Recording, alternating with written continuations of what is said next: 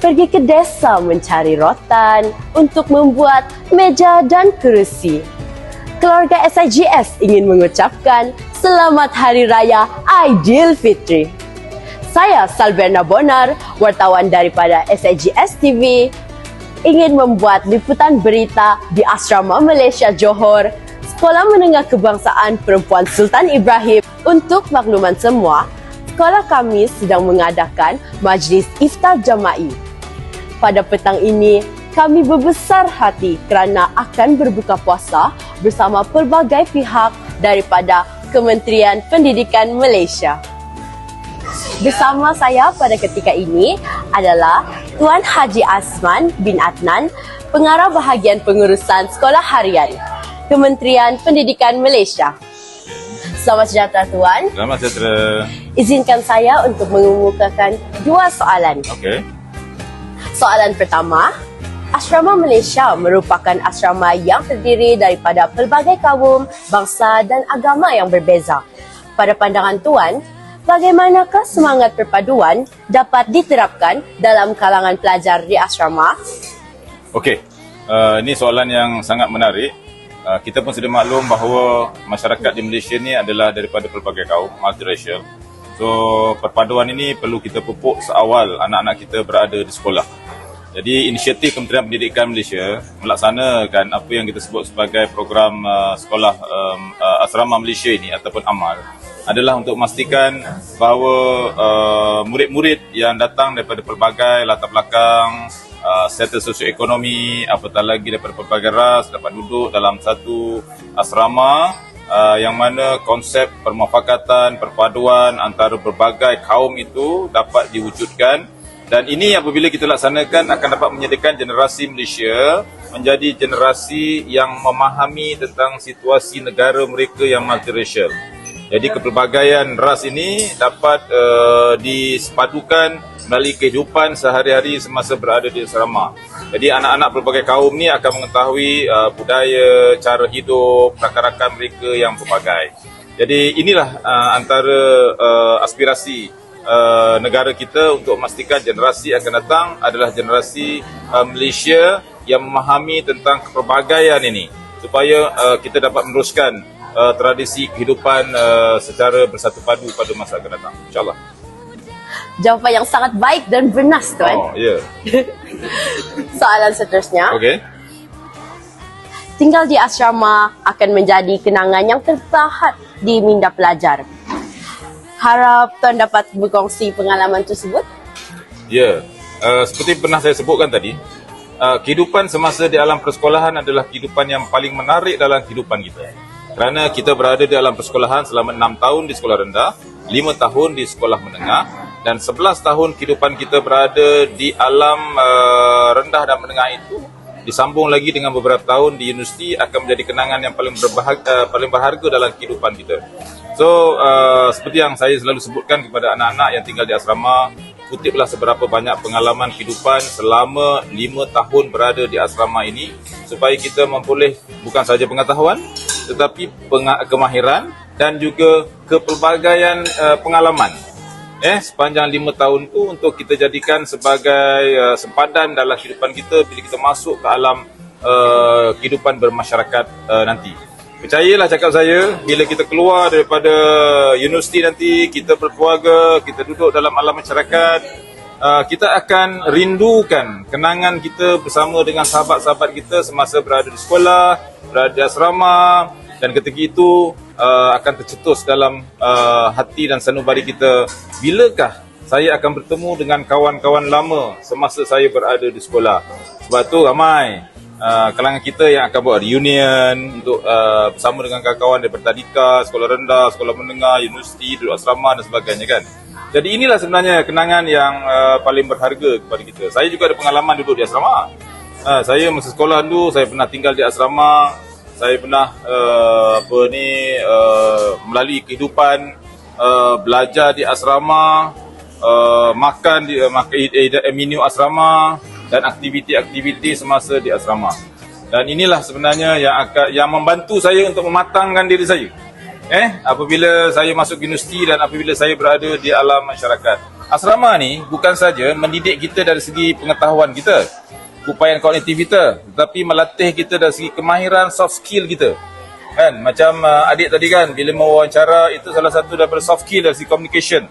Yang kita kutip semasa di asrama, dan bila kita keluar di alam masyarakat nanti, inilah yang akan membantu kita untuk kita develop diri kita menjadi paling tidak pemimpin dalam keluarga kita lah. Jadi kutiplah sebab banyak pengalaman semasa di asrama. Terima kasih Tuan. Moga panduan ini akan menjadi kata semangat kepada kami di Asrama Malaysia Johor. Ya. Khususnya. Bagus, Pak. Okey, selamat Hari Raya Aidilfitri. Bersama saya pada ketika ini ia adalah Yang Bersaha Dr. Nur Asyuha binti Tajuddin, Ketua Penolong Pengarah Sektor Pembangunan Murid, Jabatan Pelajaran Johor. Izinkan saya untuk mengemukakan beberapa soalan untuk Puan. Soalan pertama, apakah tanggapan Puan terhadap asrama kami? Tanggapan pertama. Okey, terima kasih kerana panggil saya untuk kita sama-sama bersembanglah dengan persembahan saya. First impression, kali pertama saya masuk, saya rasa aura positif di dalam asrama Malaysia dan juga di sekolah lah. Kerana apa? Kerana kita macam saya bekas kaunselor kan. Saya boleh rasa suasana kekeluargaan, kekitaan dan semangat permuafakatan yang sangat tinggi. Jadi bila saya masuk, pandangan pertama tengok wow dulu, bila masuk betul. Anak-anaknya semua berbudi bahasa, sopan santun, hormat terhadap cikgu dan nampaknya tingkah laku semua positif. Jadi tahniah. Terima kasih. Seperti yang Puan tahu, dunia sekarang semakin maju dengan teknologi yang semakin canggih. Pada pendapat Puan, apakah penambahbaikan yang boleh dilaksanakan di asrama untuk supaya asrama lebih menuju ke arah pendigitalan? Okay. First, saya rasa untuk sekolah ni, of course pertama kali bila kita kebanyakan daripada pembelajaran mereka menggunakan digital.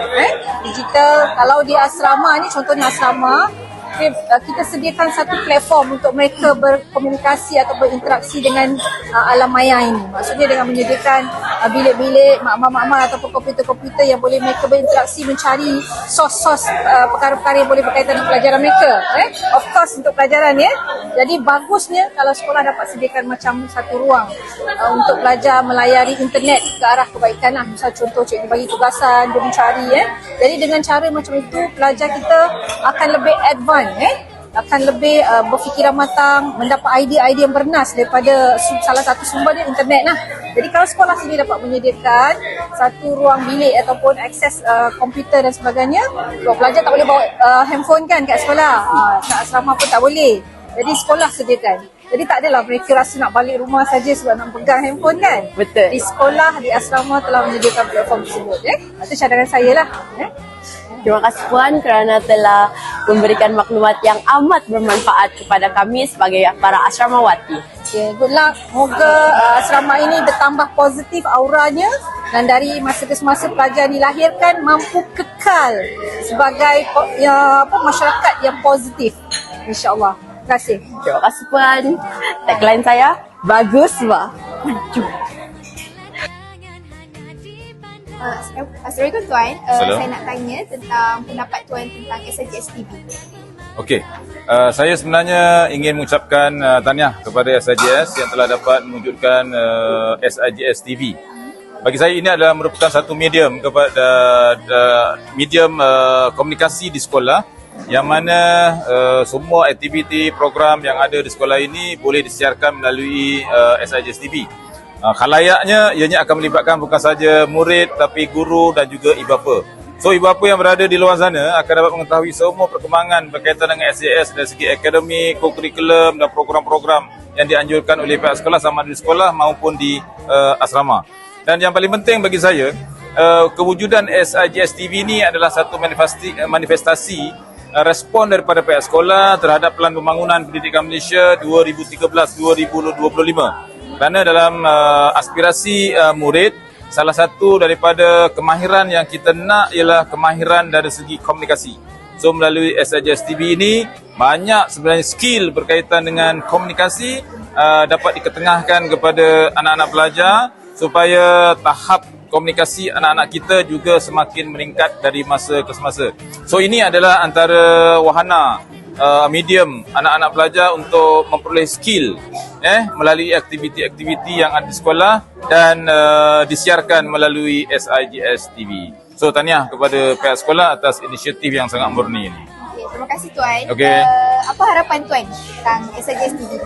Harapan saya dengan kewujudan SIGS TV ini, ianya akan dapat sustain sampai bila-bila dan ianya dapat mewujudkan satu platform kepada murid-murid untuk mengembangkan potensi mereka khususnya daripada segi soft skill anak-anak kita.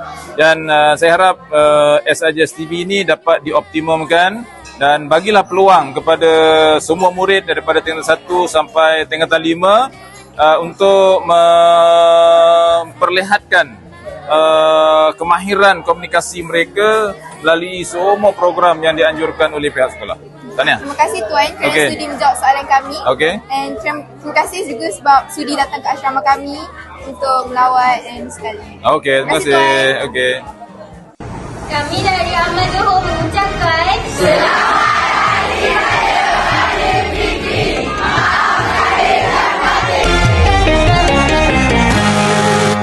Hai selamat hari raya